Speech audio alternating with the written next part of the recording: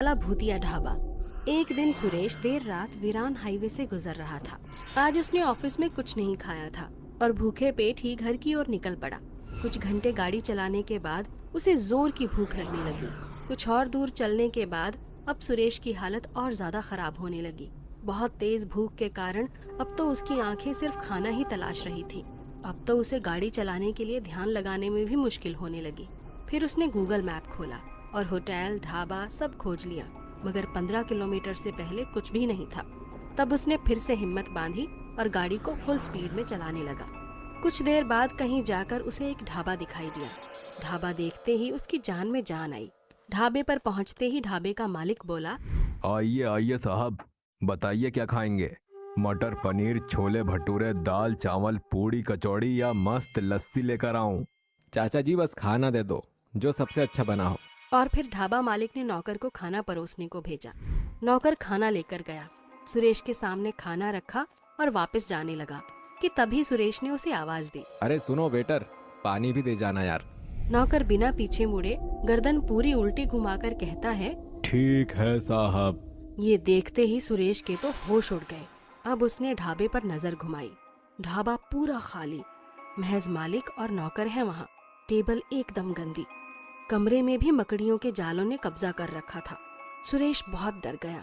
ये सब ढाबा मालिक देख रहा था। उसने तुरंत सुरेश को समझाया, देखो बेटा, डरो नहीं, ये ढाबा भूतिया नहीं है।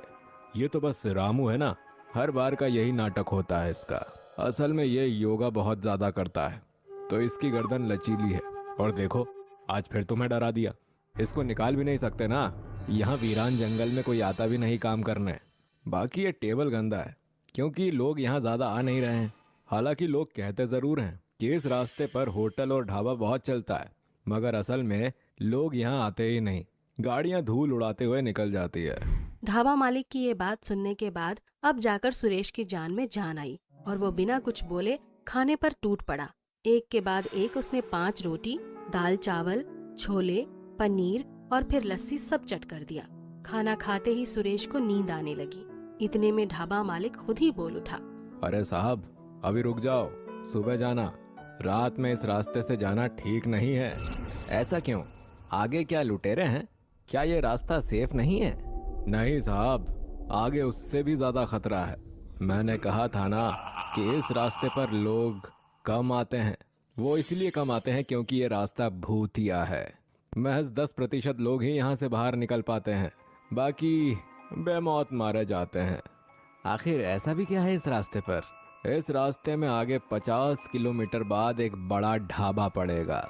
वहाँ असल में कोई ढाबा नहीं है, वो बस कुछ भूतों का बनाया हुआ भ्रमजाल है।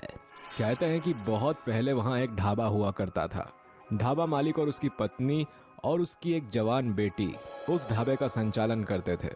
तभी एक दिन रात में करीब 2 बजे कुछ लड़के वहाँ आए और उन्होंने खाना मंगाया।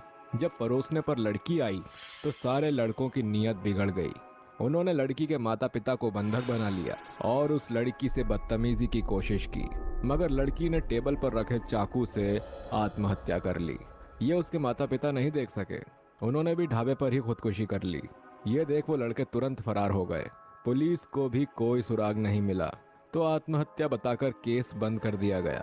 तब से आज तक उस ढाबे में रोज रात वो लड़की और उसके माता पिता उन लड़कों का इंतजार कर रहे हैं और हर लड़के को रोककर वो उस ढाबे में ले जाते हैं और उन्हें वहीं उसी चाकू से मार देते हैं। फिर ढाबे के पीछे वाले कुएं में डाल देते हैं।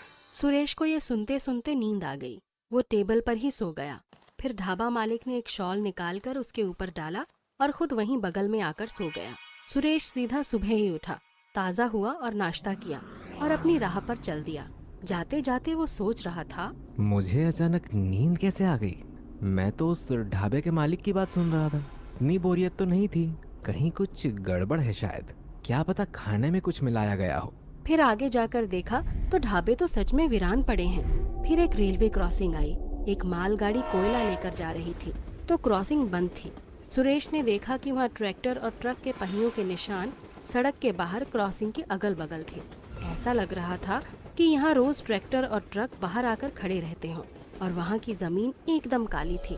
उसे लगा कि जैसे कोयला यहीं से लादा और उतारा जाता हो। अब उसके दिमाग में सवालों का तूफान आ रहा था और उसका दिमाग भी आखिरकार पत्रकार वाला था। उसने इसका सच जानने की ठान ली। फिर अगली रात वो उसी रास्ते से वापस आने लगा। वापसी में जब उसी तरह का एक ढाबा उस तरफ था जो क्रॉसिंग के लगभग 40-45 किलोमीटर दूर था, सुरेश वहाँ गया और बिना कुछ खाए पिए महज रास्ता पूछकर निकलने लगा। तो ढाबे के मालिक ने भी वही कहानी सुनाई और सुरेश को रोकने की कोशिश की। बेटा, बड़ों की बात मानो, ये रास्ता दिन में जाने के लायक नहीं है। आगे कुछ भूतिया ढाबे हैं जो जबरदस्ती तुम्हें खींच ले जाएंगे और फिर कभी वापस नहीं आओगे तुम। चाचा जी, मैं नहीं रुक सकता।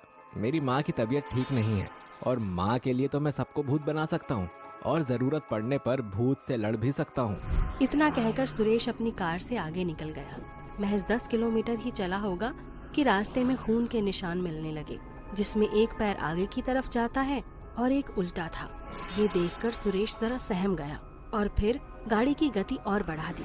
कुछ दूर बाद निशान खत्म हुआ, मगर यहाँ से खंबे पर लगी बत्तियां जलने बुझने लगी और फिर बुझ ही गई। अब गाड़ी की गति और धीमी करनी पड़ी। अचानक अंधेरे में उसके सामने बैरिकेड आ गया, जिसपे खून से लिखा था, आगे सड़क पर काम चल रहा है, कृपया यहाँ से मार्ग बदलें। और थोड़ी आगे कुछ अजीब से दिखने वाले लोग हवा में उड़ रहे थे। उनके हाथों में हल और सड़क बनाने में इस्तेमाल होने वाले औजार थे। ये देखकर तो सुरेश को लगा कि शायद उसे ढाबा मालिक की बात मान लेनी चाहिए थी। उसने तुरंत गाड़ी रिवर्स की, मगर अब उसे ऐसा लग रहा था कि किसी ने उसकी गाड़ी को पीछे से पकड़ लिया हो। उसने और तेजी से चलाना शुरू किया। 1-2 किलोमीटर बाद उसने एक ढाबा देखा बगल में। काफी चहल पहल थी वहाँ, बहुत सारे लोग थे। ऐसा लग नहीं रहा था कि ये ढाबा भूतिया होगा। वो वहाँ ढाबे में गया और उसके जाते ही तुरंत ही दरवाजा अपने आप बंद हो गया और फिर बत्ती गई। किसी ने फोन टॉर्च ऑन किया और फिर सुरेश ने जो देखा वो हैरान करने वाला था। सुरेश ने देखा कि कमरे में बहुत सारे लोग उड़ रहे हैं। उसके केंद्र में एक लड़की और उसके माता पिता हैं और आसपास कुछ लड़के हैं जिनको वो लड़की चाकू मार रही है। मगर ये देखकर न जाने सुरेश डरा क्यों नहीं। उसने मोबाइल में सब रिकॉर्ड करना चाहा, मगर पीछे से उसके सिर में किसी ने तेजी से मार दिया। वो बेहोश होने लगा, मगर उससे पहले उसने मोबाइल में एक बटन दबा दिया और फिर बेहोश हो गया। आधे घंटे के अंदर वहाँ पुलिस की बड़ी बड़ी गाड़ियाँ आ गई। उन्होंने तुरंत सुरेश को उठाया और एम्बुलेंस से हॉस्पिटल में भेज दिया और वहाँ अपने टॉर्च लाइट से लोगों की खोज करने लगी। ऊपर लोग अब भी उड़ रहे थे और उनमें टॉर्च की रोशनी आर पार हो रही थी। इतनी देर में किसी पुलिस वाले को कमरे का लाइट बटन मिल गया। उसने तुरंत बत्तियां जला दी। सारे भूत गायब। कमरे के मध्य एक 3D प्रोजेक्टर पड़ा था। पुलिस ऑफिसर ने तुरंत सब सील कर लिया और कमरे में खोजबीन करने पर ढाबा मालिक और उसके नौकर पकड़े गए। उनके पास से कुछ शमशान से लाए हुए कंकाल और खोपड़ियां भी बरामद हुई। पुलिस ने सभी को गिरफ्तार कर लिया। अगले दिन सुबह अस्पताल में सुरेश को मीडिया वालों के कैमरे ने घेर रखा था। एक ने सवाल किया, सर, आपको कैसे पता चला कि ये स्कैम चल रहा है? आपने कैसे इसका पर्दाफाश किया? जब मैंने उस दिन वो मालगाड़ी देखी थी तो तभी मुझे समझ में आ गया था। फिर मैंने अपने मित्र रमेश से बोला, वो पुलिस में बड़ा ऑफिसर है। तब हमने मिलकर एक योजना बनाई जिसमें एक तरफ से वो अपनी टीम लेकर आ रहा था और दूसरी तरफ से मैं अपने मोबाइल का लोकेशन ऑन किए हुए था। मैं जहाँ जहाँ जा रहा था सब कंट्रोल रूम से मॉनिटर किया जा रहा था। उधर से कोयला चोरी करते हुए ये लोग रंगे हाथ पकड़े गए हैं और ये लोग इतने चालाक हैं कि लोगों को पहले ही खाने में नींद की दवाई दे देते हैं और अगर कोई आगे चला जाए तो उस ढाबे पर प्रोजेक्टर लगाकर लोगों को डराते थे, जिससे कोई बच नहीं पाता था।